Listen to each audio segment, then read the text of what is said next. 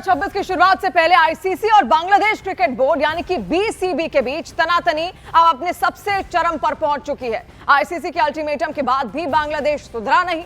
अब बांग्लादेश के खेल सलाहकार आसिफ नजरुल ने आईसीसी को चेतावनी देते हुए डेडलाइन ही मानने से इनकार कर दिया है। आसिफ नजरुल ने प्रेस कॉन्फ्रेंस में बाकायदा यह भी कहा कि हमें अभी तक ऐसी कोई जानकारी नहीं मिली है कि हमारी जगह स्कॉटलैंड को शामिल किया जा रहा है, लेकिन अगर आईसीसी बीसीआई के दबाव में आकर हम पर कोई अनुचित शर्तें थोपती है या दबाव बनाती है तो हम उसे किसी भी हाल में स्वीकार नहीं करेंगे। आईसीसी को निष्पक्ष और स्वतंत्र संस्था की तरह काम करना चाहिए, न कि किसी एक बोर्ड के प्रभाव में आकर।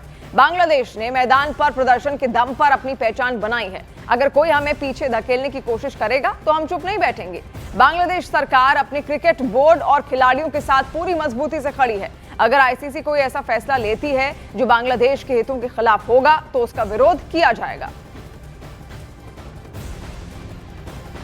दरअसल भारत बांग्लादेश के बीच इस पूरे विवाद की शुरुआत तब हुई जब बांग्लादेश में हिंदू पर हो रहे अत्याचारों के चलते बीसीसीआई के निर्देश पर कोलकाता नाइट राइडर्स ने आईपीएल 2026 के लिए बांग्लादेशी गेंदबाज मुस्तफिजुर रहमान को टीम से रिलीज कर दिया था। इसके बाद बांग्लादेश सरकार ने देश में आईपीएल के प्रसारण पर रोक लगाई और बीसीबी ने सुरक्षा का हवाला देकर भारत में टी20 वर्ल्ड कप मैच खेलने से इनकार कर दिया और बांग्लादेश ने ढाका में आईसीसी के साथ हुई मीटिंग में ग्रुप बदलने तक की मांग कर दी।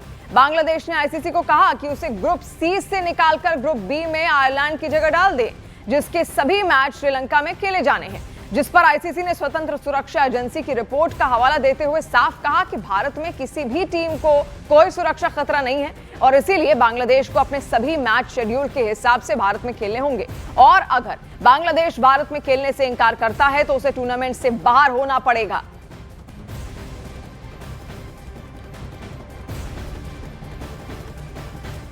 और वहीं टी20 वर्ल्ड कप में बांग्लादेश को ग्रुप सी में रखा गया है, जिसमें बांग्लादेश के साथ वेस्टइंडीज, इटली, इंग्लैंड और नेपाल को रखा गया है।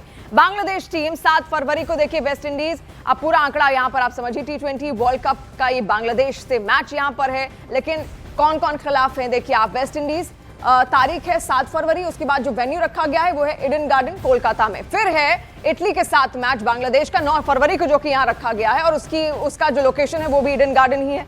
इंग्लैंड के साथ फिर 14 फरवरी को मैच है ईडन गार्डन्स में ही और नेपाल के साथ फिर 17 फरवरी को मैच है वानखेड़े स्टेडियम में। ये पूरा शेड्यूल हम आपको बता रहे हैं जो अब तक बांग्लादेश के हिसाब से रखा गया है, लेकिन अब ये फैसला निर्भर करेगा आईसीसी पर और बांग्लादेश क्या वाकई आना चाहता है भारत या फिर नहीं।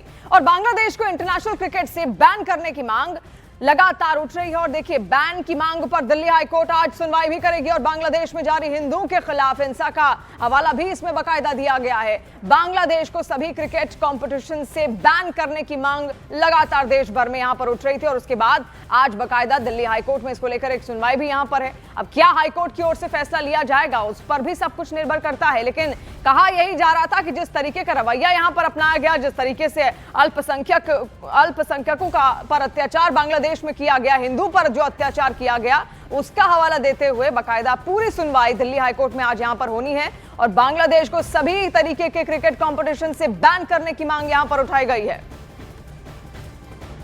अब देखिए बांग्लादेश में तैनात भारतीय अधिकारियों के परिवारों को खतरा हो सकता है। अब कैसे, ये समझिए। बांग्लादेश में जितने भी डिप्लोमेट्स तैनात हैं उनके परिवारों को वापस बुला लिया गया है। सुरक्षा के मद्देनजर भारत की अपने अधिकारियों को सलाह भी यहां दी गई है। बांग्लादेश में भारत के मिशन और पोस्ट फिलहाल खुले रहेंगे। मिशन और पोस्ट जरूर खुले हैं, लेकिन जितने भी एम्बेसडर्स के परिवार वहां पर थे, जो उच्च अधिकारी थे, उनके परिवारों को वापस बुला लिया गया है, क्योंकि देखिए हमने हाल के दिनों में देखा किस तरीके से बांग्लादेश में जो हिंदू अल्पसंख्यक है उनको टारगेट किया जा रहा था।